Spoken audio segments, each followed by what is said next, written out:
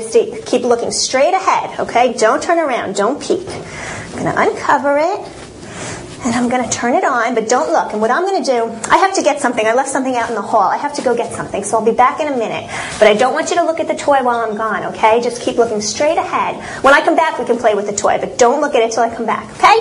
Here we go. Don't peek.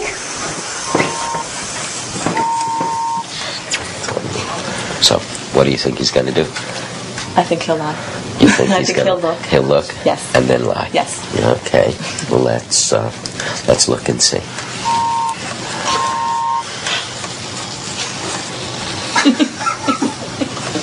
Well, he's holding out. He's holding out. His eyes are starting to... he's going to peek. Okay.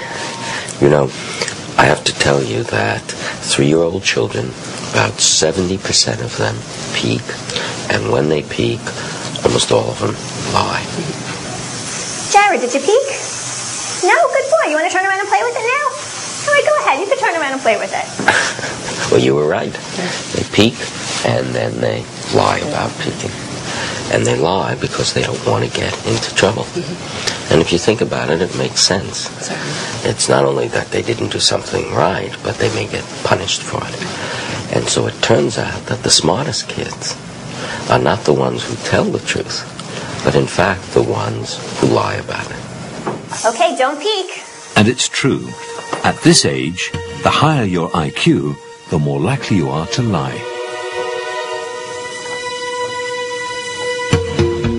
To lie deliberately, these children have to be aware that the experimenter doesn't know whether or not they peeked.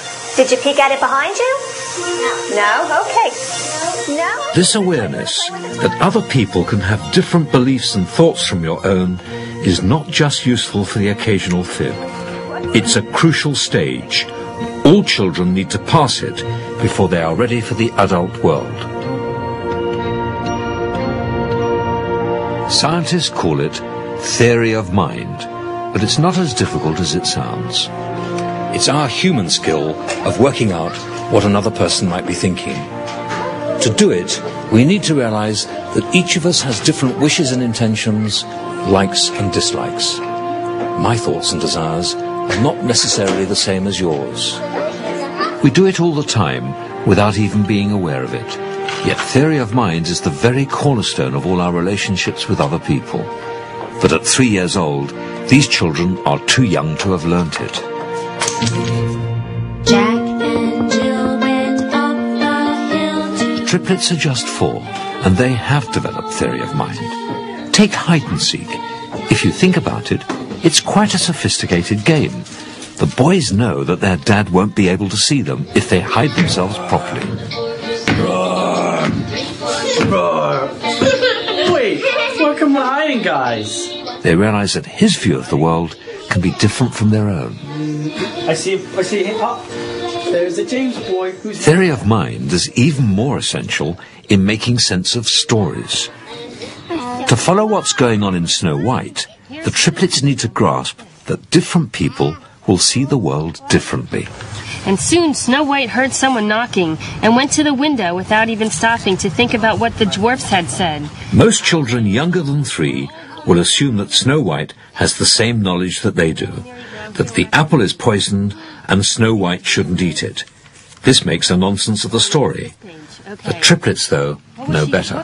What was the old woman giving her? An apple. But what was it really? A poison apple. But what did Snow White think it was, Sean? A present. A present? Who was that? A mean queen. The mean queen, and what was she trying to do? Hurt Snow White. She was trying to hurt Snow White. Was it a nice thing to do? It was the best thing to do. Understanding what motivates others, in fairy tales or real life, seems obvious to us, but it's a key turning point in every child's development. By scanning people's brain activity, it's been possible to identify the part of the brain where theory of mind develops, tell stories that require it, and this important section, right at the front of the brain, literally lights up. In the triplets, the brain connections of this area are now almost complete. Theory of mind is the final piece of the jigsaw. It marks the transition from babyhood to childhood. Once a child has made it, the world will never seem the same again.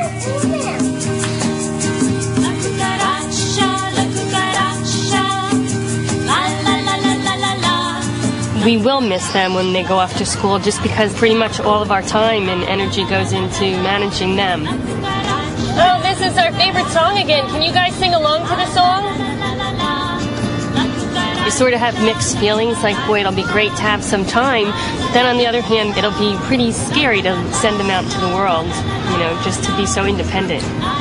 Do you have your backpacks ready?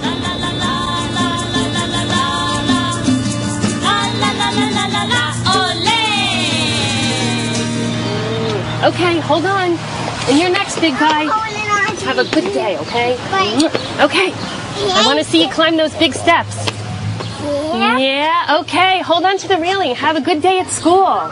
Over just 4 years, the triplets have met all the challenges this new and exciting world has thrown at them. Bye-bye. To walk, to talk, to understand the thoughts of others.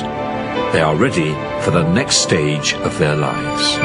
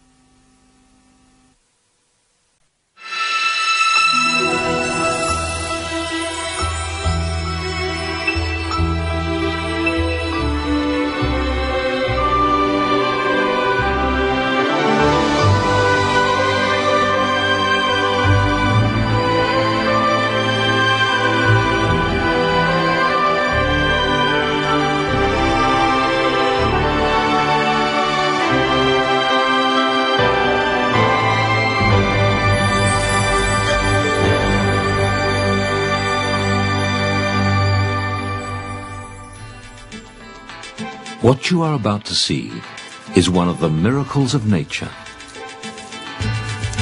The extraordinary transformation that will turn this caterpillar into a butterfly.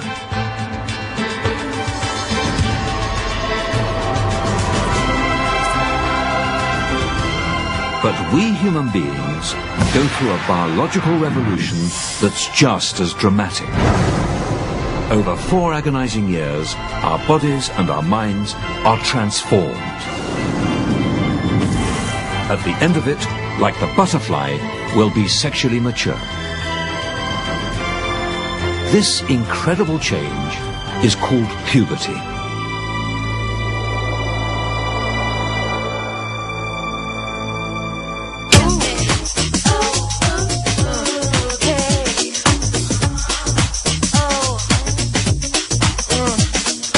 Best thing about puberty, that I definitely have to be my voice getting deeper. Girls start liking you and you start liking girls, and it's very interesting. I like it a lot. The worst thing, God, the worst thing for me is probably the up and downs in life. Having to deal with acne and hair and stuff like that. Like me, I don't have any facial hair that much, so people start to compare me with those who do. It's like a roller coaster. You don't know which way it's going to turn. It can go a good way, a bad way. Just dealing with it is a drag. Come on. Let's talk about sex, baby. Let's talk about you and me. Let's talk about all the good things. Unlike caterpillars, these teenage boys have no cocoon to hide in while they travel from childhood to adulthood. We all make the journey, and it can be a bumpy ride. We often have the illusion that we're in control of our bodies. But the reality is that it's usually our biology which controls us. And that's particularly obvious during the great roller coaster ride of puberty. We don't precisely know when it's going to start. We don't even know how long it's going to take. And although we may think we know what's going to happen, nothing can quite prepare us for exactly how we're going to feel.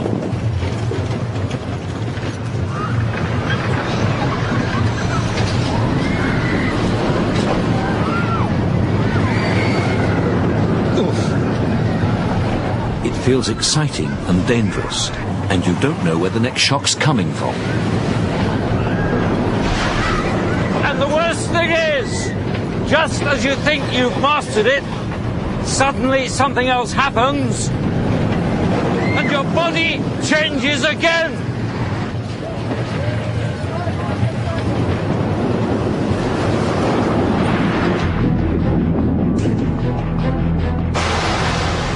If living through puberty feels like a horror story, the villains of the piece are hormones.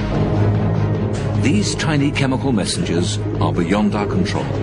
Suddenly, hordes of them start racing through our bloodstream, ordering our body to change. They tell us to switch on to sex, getting us ready to make babies. They tell our muscles and bones to get bigger and stronger. They make hair sprout in unusual places. Sometimes they really let us down. Amazing though it seems, hormones will affect our brains too. They'll make us think about new things, and we'll think about them in a new way.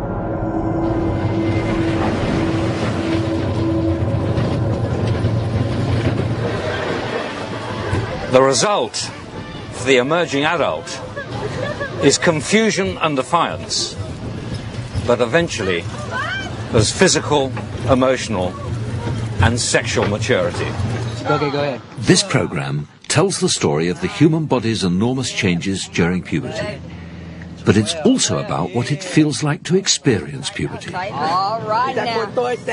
We followed a group of teenage boys in California, Look at the muscle shaking. Look at him shake. and we've done something unique. Don't give up.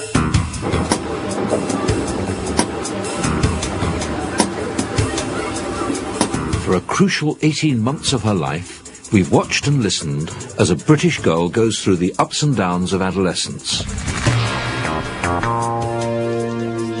Now, she's on the threshold of adulthood. But when we first met, she looked and felt very different.